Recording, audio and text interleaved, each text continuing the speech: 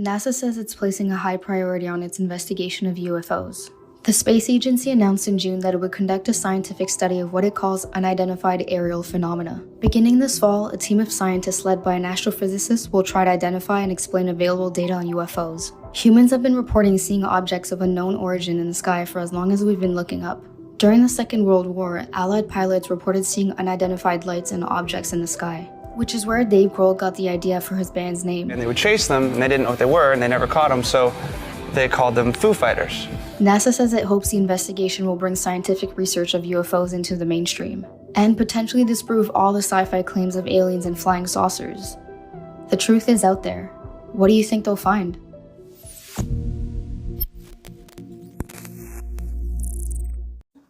Alright, Shalom.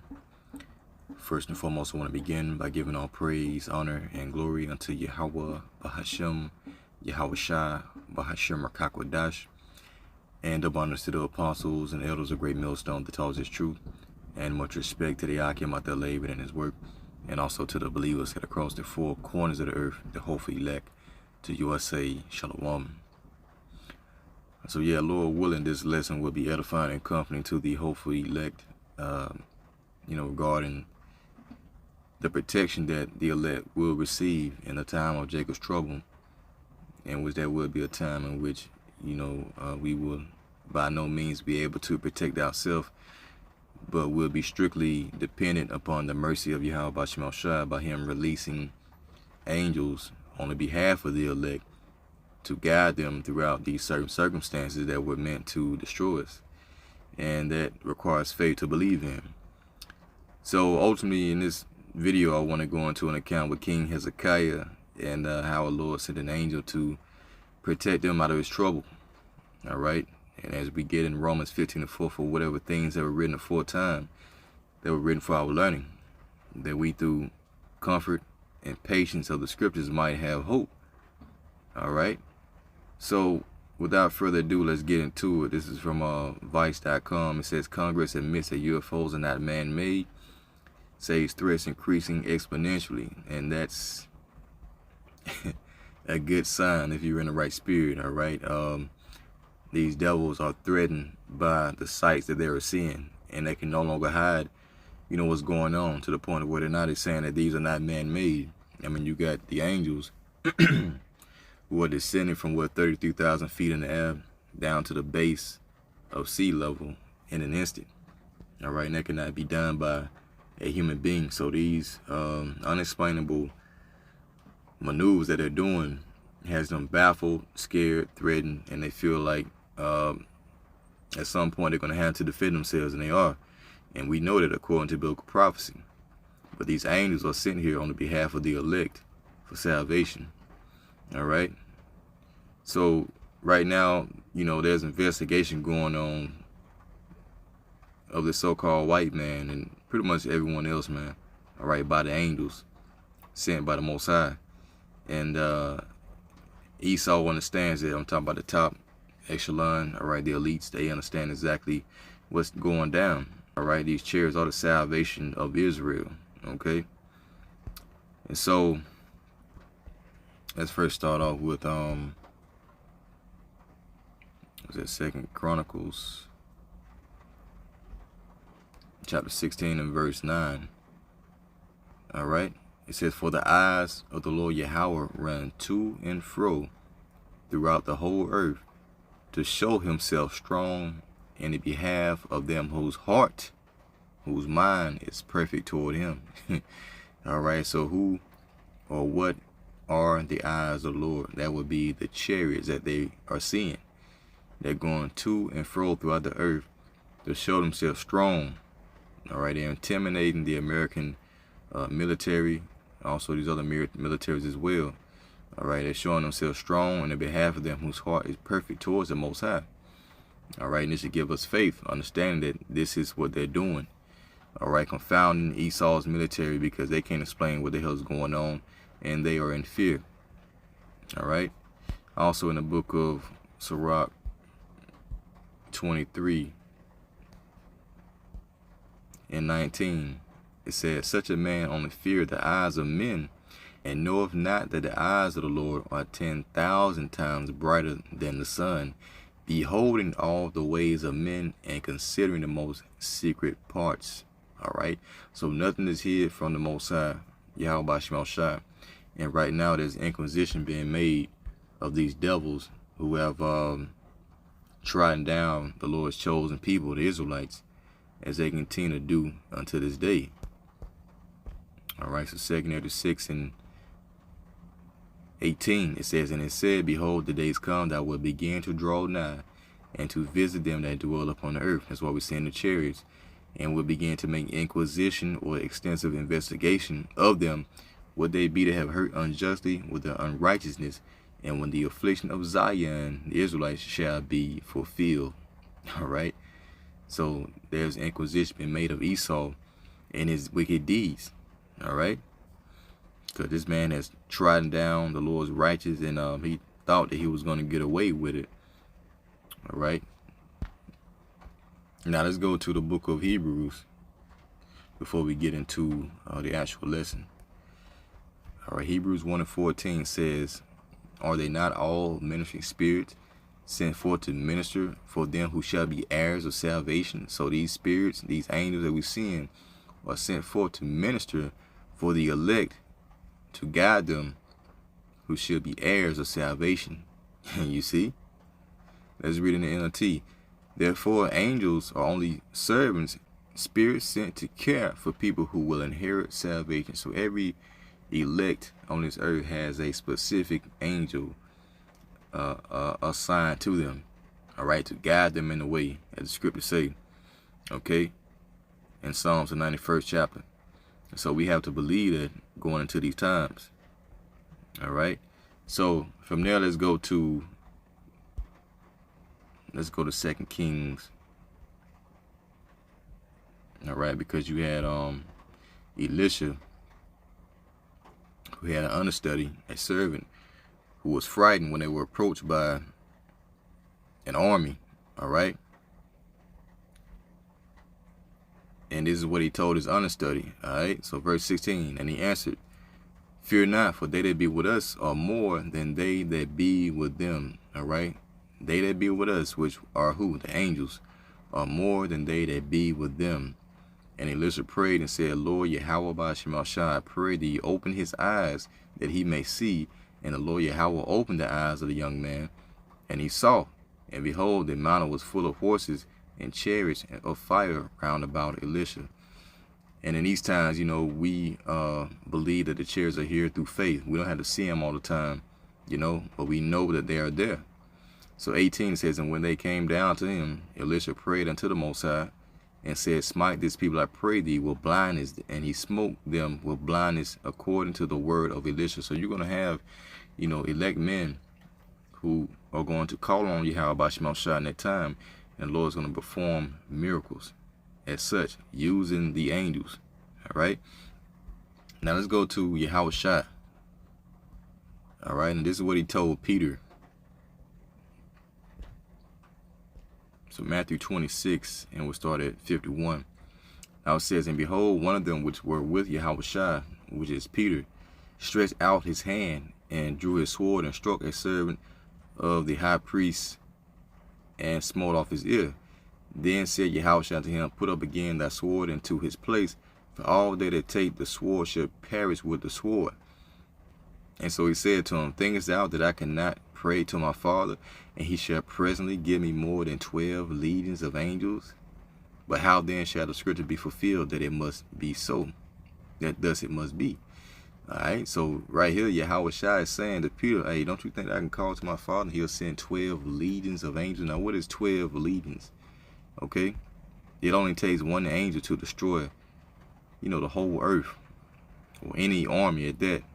But 12 legions, that's major overkill. So in the Greek, G3003, you got a legion, a body of soldiers whose number differed at different times. In the time of Augustus, seemed to have consisted of 6,826 men, or i.e. 6,100 foot soldiers. So we'll just, you know, round it out to 6,000. All right. Now let's go and add that up. You got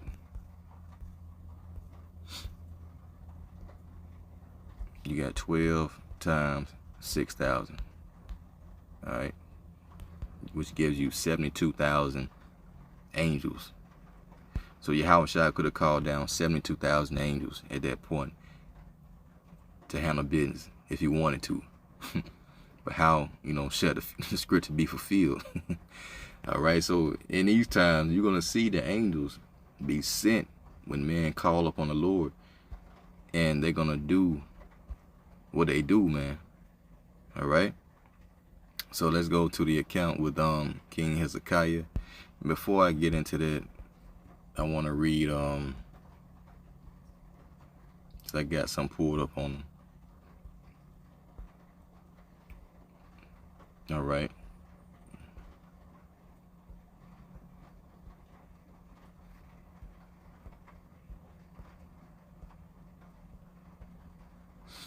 Okay. All right. Now this part right here, where it says restoration of the temple. Now he is symbolic for the elect today. It says, according to the Bible, Hezekiah purified and repaired the temple. All right. And today we understand that the temple are us. All right. We turn from these idols and purified ourselves by believing in His truth. So Hezekiah purified and repaired the temple, purged its idols, and reformed the priesthood. And that's what you see today in the spirit, man. He purged his idols and reformed the priesthood. In an effort to abolish idolatry from his kingdom, he destroyed the high places and the bronze serpent. All right, recordings being made by Moses, which had become objects of idolatrous worship.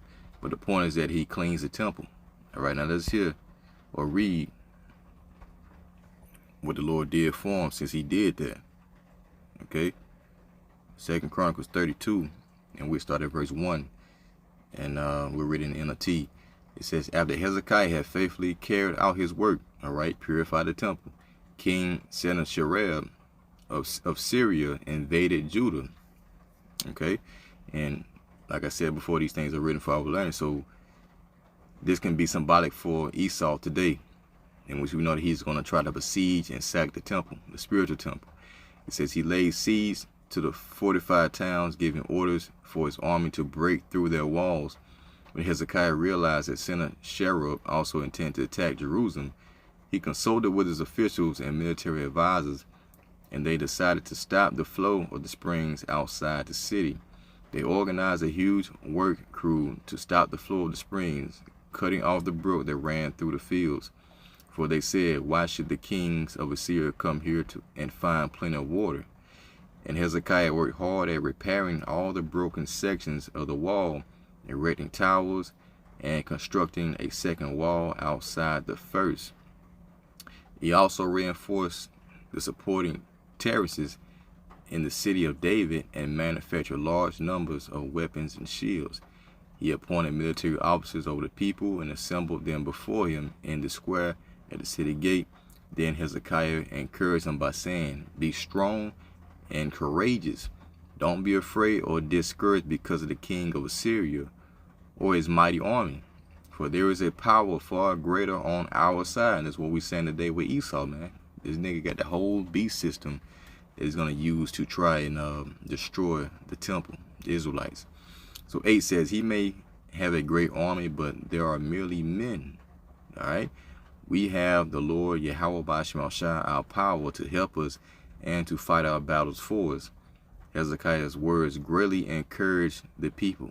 All right. And that's why we encourage the hopeful elect during these times. All right. Comfort one another with these words. Right. So verse 9 says, while King Sennacherib of Assyria was still besieging the town of Lachish, he sent his officers to Jerusalem with this message for Hezekiah and all the people in the city. This is what King Sennacherib of Assyria says. What are you trusting in that makes you think you can survive my siege of Jerusalem? Hezekiah said, the Lord our power, Yahweh Shemashah, will rescue us from the king of Assyria. Surely Hezekiah is misleading you, sentencing you to death by famine and thirst. Don't you realize that Hezekiah is the very person who destroyed all the Lord's shrines and altars? He commanded Judah and Jerusalem to worship only at the altar, at the temple, and to sacrifice and to offer sacrifices only alone? Surely you must realize what I and the other kings of Assyria before me have done to all the people of the earth.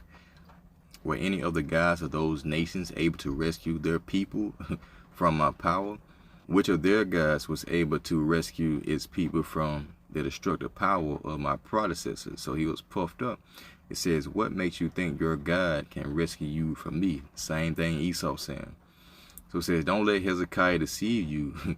Don't let him fool you like this. I say it again. No God of any nation or kingdom has ever yet been able to rescue his people from me or my ancestors.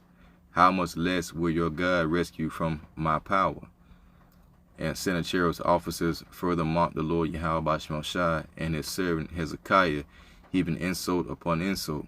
The king also sent letters scorning the Lord, the God of Israel. He wrote, just as the gods of all the other nations failed to rescue their people from our power, so the God of Hezekiah will also fail. The Assyrian officials who brought the letters shouted this in Hebrew to the people gathered on the walls of the city, trying to terrify them so it would be easier to capture the city. These officers talked about the God of Jerusalem as though he were one of the pagan gods made by human hands. Then King Hezekiah and the prophet Isaiah, the son of Amos, cried out in a prayer, to the Most High in heaven. And the Lord Yahweh by Shemashai sent an angel who destroyed the Assyrian army with all its commanders and officers. So the Lord sent one angel that destroyed this man's whole army and officers, like it wasn't shit. So this is what's going to happen when Esau comes in like a flood. We believe that. It says, so Sennacherib was forced to return home in disgrace to his own land, and when he entered the temple of his God, some of his own sons killed him there with a sword. Right? That is how the Lord rescued Hezekiah and the people of Jerusalem from King Sennacherib of Assyria, from all the others who threatened them, so there was peace throughout the land. This is written for our faith, for our comfort, because when Esau comes in with all these different Gurga troops, these UN troops from these different nations, they're going to be confounded, by the power of Yahweh by Shemashai. So this is ultimately why Esau is afraid, because he understands and knows the accounts, in which when the Lord is with his people, man, he will fight and defend them.